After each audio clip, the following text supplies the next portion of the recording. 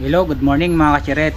Sa araw na ito is mag-tutorial tayo kung paano ba ma-welding yung yung plastic. Katulad nito yung mga side ng motor natin kasi ito is crack siya. Kaya hindi natin magamit kasi mahuhulog yan, naglulos siya. Ito yung mga kachiret. Yan o. Crack yan. Bali yan hanggang dito. Kaya wala na tiba yung pinaka itong post niya. Ngayon ituturo ko sa inyo kung pwede ba natin siyang i-weld sa pamamaraan natin na technique, pinagbabawal na technique yan. Yan. Yung mga materials lang na kailangan natin sa pag-welding ng plastic is ito. Yan. Kailangan lang natin ng long nose. Yan.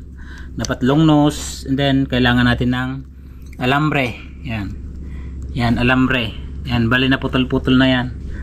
Alambre at saka mabibili naman to sa mga tindahan yan. Yung butane gas saka yung pinaka-torch nya. Yan, simulan natin. Wala nang paligoy-ligoy. Let's do this! Abot, ikaw mo. Yan. Sa mga bata, medyo ilayo mo ng kanta.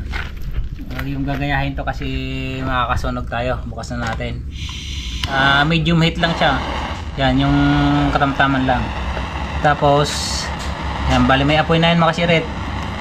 Kunin natin yung alambre na pinutol natin. Bali ang haba nito is lang siya, mga 1 cm.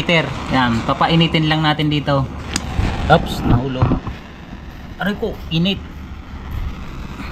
Mainit. Yan, papainitin lang natin dito mga kasiret hanggang siya mag yellowish siya. Yan. Ito yung pang-weld natin dito, tingnan nyo. Yan, hintayin lang natin ng few minutes, a couple of minutes for waiting. Yan, makikita naman natin yan pag medyo yellowish na siya mga kasiret. Yan. Tapos itutok mo dito abot sa weld natin. Yan. Oops, pwede na. Ilalagay lang natin siya dito sa may crack. Yan. Balik ko siya pabalagbag doon sa crack. Yan o. Yan. Bali depende sa kahaba ng crack mga kasiret yung ilalagay natin para mas matibay, mas maigi kung marami ilalagay natin para yun yung mag-hold ng plastic.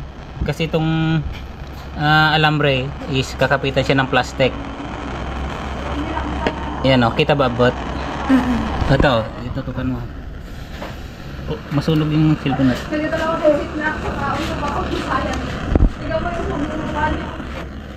Yun, barang tumagos yan, isa pa magsirit. Ganun lang pag welding ng kasi yung ididikit natin umututok yung masusunog yung cellphone na ilay mo banda daw mo itututok dito susunog yung GoPro natin. Dagdagan pa natin mga kasirit.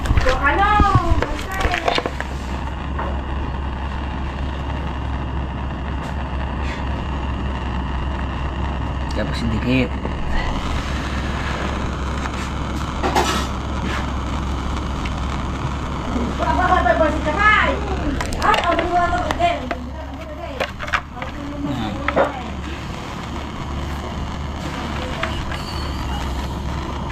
Hindi na naayos yung camera mo.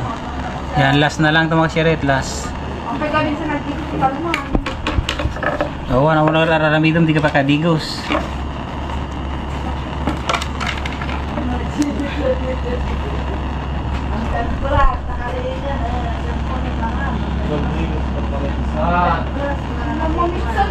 Yan, painitin lang natin na paulit-ulit lang na proseso. Tapos pag mainit na siya, babalagbag doon sa crack.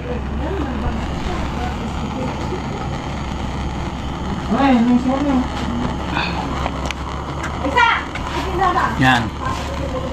Yan mga kasiret o. Ito sa maliwanag para makita nyo. Yan o.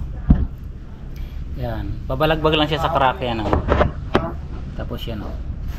Yan. Matibay na siya ulit. Hindi na siya magagalaw-galaw mga kasiret. Pwede na nating pinturahan. Yan. Dito sa Kimoto Moto Red kasi ko na siya. Bali 9 years na siya. Bali yung isa is tuluyan ang nabasag kasi nahulog, nasagasaan. Kaya bumili tayo ng replacement. Pero itong isa is buhay pa, makikita nyo napakadumi. Bali ni-restore natin siya pala kasi matagal siyang na-stored. Kinalawang. Pasilip ko sa inyo. Let's go.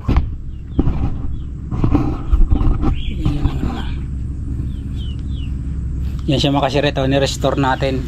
Bali dito yung crack na yon, kaya hindi pa natin nilagay kasi pipinturahan pa natin. Yan. Bali itong mga chassis niya is kinalawang na. Hindi ko lang siya na video na ipakita sa inyo kung paano natin siya ni-restored. Nakalimutan ko. Yan. Yan. Yan. Na-restore natin yan. Bali 9 years na yan si palaging nai-stock. Yan. So, ayun, ni-restore natin. Ikutan lang natin. Yan, dami ng kuha yan, dami nang naitulong sa atin.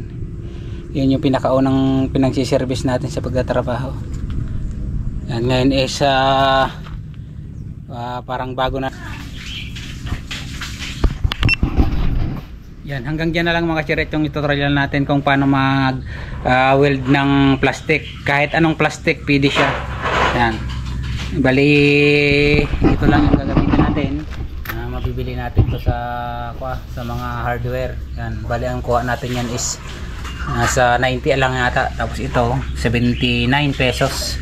Tapos lumnos. Yan, tapos alambre. Yun lang. Kapag may repair na natin yung mga sirang parts ng ating motor. Yan o. Ibay na naman siya o. Yan, kikita nyo yung crack dyan o. Kaya palagi siyang nahuhulog kasi wala nang kapit terminal na yan. Ngayon is okay na naman. Let's do this. Thank you very much.